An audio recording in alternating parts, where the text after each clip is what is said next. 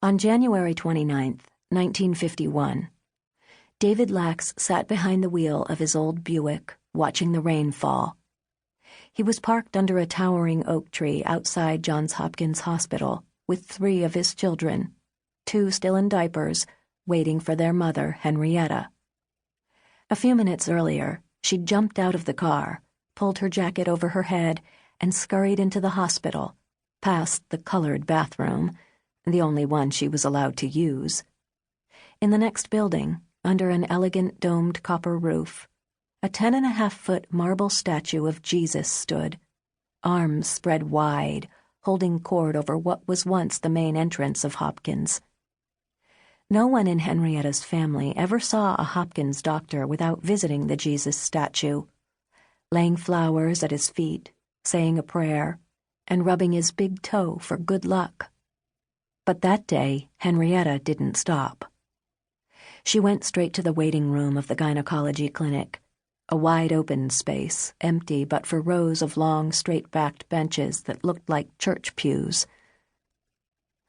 "I got a knot on my womb," she told the receptionist.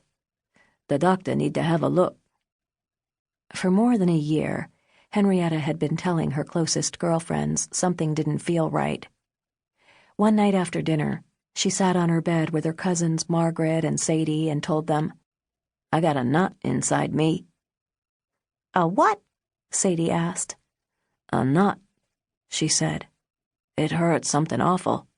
When that man wants to get with me, sweet Jesus, aren't them but some pains?"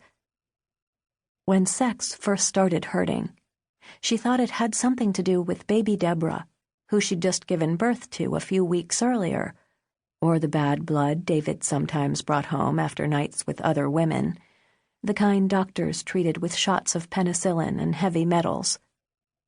Henrietta grabbed her cousin's hands one at a time and guided them to her belly, just as she'd done when Deborah started kicking. "You feel anything?" The cousins pressed their fingers into her stomach again and again. "I don't know," Sadie said. "Maybe you're pregnant outside your womb. You know that can happen." "I'm no kind of pregnant," Henrietta said. "It's a knot." "Henny, you gotta check that out. What if it's something bad?" But Henrietta didn't go to the doctor, and the cousins didn't tell anyone what she'd said in the bedroom.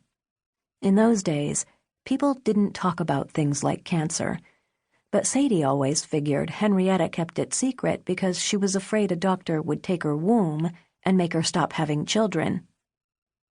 About a week after telling her cousins she thought something was wrong, at the age of 29, Henrietta turned up pregnant with Joe, her 5th child.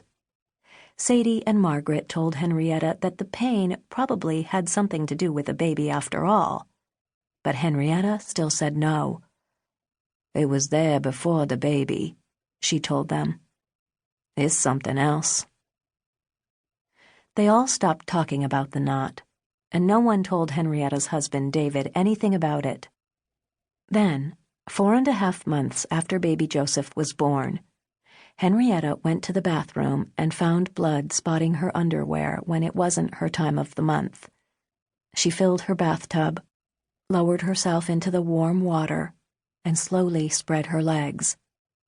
With the door closed to her children, husband, and cousins, Henrietta slid a finger inside herself and rubbed it across her cervix until she found what she somehow knew she'd find: a hard lump, deep inside, as though someone had lodged a marble just to the left of the opening to her womb. Henrietta climbed out of the bathtub, dried herself off, and dressed. Then she told her husband, "You better take me to the doctor. I'm bleeding, and it ain't my time." Her local doctor took one look inside her, saw the lump, and figured it was a sore from syphilis.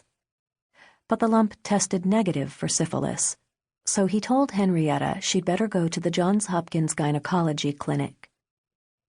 Hopkins was one of the top hospitals in the country. It was built in 1889 as a charity hospital for the sick and poor. and it covered more than a dozen acres where a cemetery and insane asylum once sat in East Baltimore.